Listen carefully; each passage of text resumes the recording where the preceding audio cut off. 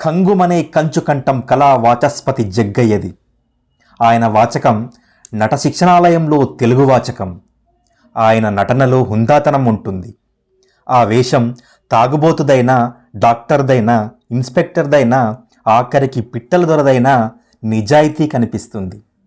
Balance తప్పే పాత్ర వేసిన ఏమాత్రం బ్యాలెన్స్ తప్పని నటన అతని సొంతం. విలన్ వేషాలకు ఒక మామూలు రూపం తీసుకువచ్చిన ఘనత ఆయనదే. ఎంతటి హీరోలైనా ఢీ అంటే ఢీ అనేవారు ఆయన నటనతో. గీతాంజలిని రవీంద్ర గీతగా చేసిన సాహిత్యాభిలాషి జగ్గయ్య. కొంగర జగ్గయ్య డిసెంబర్ 31, 1928లో జన్మించారు. తెలుగు సినిమా రంగస్థల నటుడు, రచయిత, పాత్రికేయుడు, మాజీ పార్లమెంట్ సభ్యుడు. ఆకాశవాణిలో తొలితరం తెలుగు వార్తల చదువరి. సినిమాలలోనూ అనేక నాటకాలలోనూ వేసిన పాత్రల ద్వారా ఆంధ్రులకు జగ్గయ్య సుపరిచితుడు. మేఘగంభీరమైన అతను కంఠం కారణంగా అతను కంచుకంఠం జగ్గయ్యగా కళావాచస్పతిగా పేరుగాంచాడు. భారత ప్రభుత్వం 1992లో ప్రతిష్టాత్మకమైన పద్మభూషణ్ అవార్డునిచ్చి సత్కరించింది. త్రిపురనేని గోపీచంద్ తీసిన ప్రియురాలు సినిమాతో జగ్గయ్య సినిమాలలో అరంగేట్రం చేశాడు. అయితే ఈ సినిమా కానీ దీని తదుపరి చిత్రాలు కానీ పెద్దగా విజయం సాధించలేదు.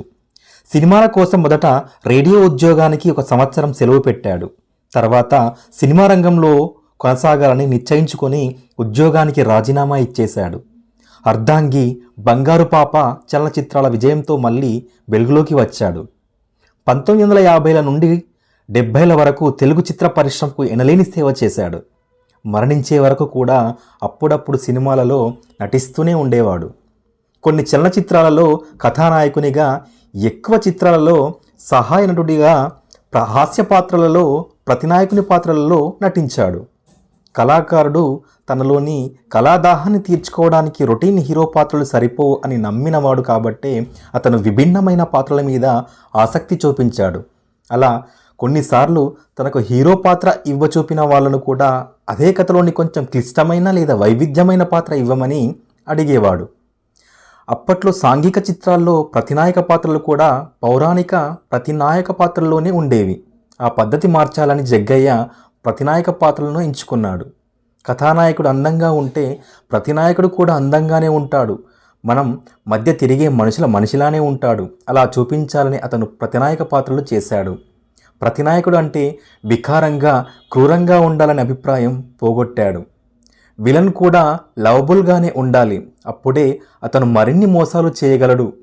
అలాంటి పాత్రల్లో అభినయ సునిశ్చితత్వాన్ని ప్రదర్శించాడు అనేది అతని అభిప్రాయం. దాదాపు 500 చిత్రాల్లో నటించాడు. అతను నటించిన ఏకైక తమిళ చిత్రం శివగామి.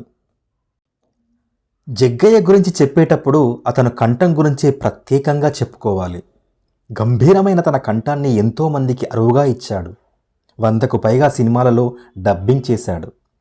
తమిళ చిత్రరంగ నటుడు శివాజీ గణేశన్ నటించిన తెలుగు సినిమాలలో జగ్గయ్యే అతనికి గాత్రధారణ చేసేవాడు. అంతేకాదు, తెలుగులోకి డబ్బింగ్ చేసిన జురాసిక్ పార్క్ అనే ఆంగ్ల చిత్రంలో రిచర్డ్ ఆంట్బరో పాత్రకు తన గాత్రాన్ని అరువు ఇచ్చాడు. అల్లూరి సీతారామరాజులో పోషించిన రూదర్ఫర్డ్ పాత్ర ఇది అతను జీవితంలో మరుపురాని పాత్ర. ఆ సినిమా తీసే నాటికి రూదర్ఫర్డ్ చరిత్ర మర్చిపోయిన వ్యక్తి కాదు. అతను ఎలా ఉంటాడో, ఎలా ప్రవర్తించేవాడో తెలిసిన వాళ్ళు అప్పటికీ ఉన్నారు. అతను 1940లో ప్రభుత్వ సర్వీస్లో ఉన్నాడు. కృష్ణా జిల్లా, గుంటూరు, కడప తదితర ప్రాంతాల్లో పనిచేశాడు. అప్పటి ఐసీఎస్ అధికారులలో చాలామంది అతనికి బాగా తెలుసు. వాళ్ళను వాకబు చేసి జగ్గయ్య రూదర్ఫర్డ్ ప్రవర్తన గురించి, మనస్తత్వం గురించి తెలుసుకున్నాడు. అప్పుడు అతను రూదర్ఫర్డ్ చాలా మంచి వ్యక్తి అని, అతనికి సీతారామరాజు అంటే గౌరవం ఉండేదని తెలిసింది. అయితే రూదర్ఫర్డ్ బ్రిటిష్ ప్రభుత్వానికి విధేయుడు. అతను వైపు నుంచి చూస్తే బ్రిటిష్ ప్రభుత్వ సేవకుడిగా అతను సీతారామరాజును పట్టుకు తీరాలి. ఇది తెలిసాక జగ్గయ్య చిత్ర రచయిత మహారథిని కలిసి ఆ పాత్రను రొటీన్ విలన్లా కాకుండా విధి నిర్వహణకు బద్ధుడై ఉండే హుందా అయిన వ్యక్తిలా మార్చి రాయాలని కోరాడు. అలా ఆ పాత్ర చిత్రణ మార్చడంతో, ఆ పాత్ర నిలపడంతో పాటు సీతారామరాజు పాత్ర మరింతగా ఎలివేట్ అయింది. 2004 మార్చి 5న 76 సంవత్సరాల వయస్సులో చెన్నైలో గుండెపోటుతో జగ్గయ్య గారు మరణించారు. వీడియో నచ్చితే లైక్ చేయండి, మన ఛానల్ని సబ్స్క్రైబ్ చేసుకోండి, మన ఛానల్కి సపోర్ట్గా ఉండండి. మరో మంచి వీడియోతో మీ ముందుంటాను. అంతవరకు జై హింద్.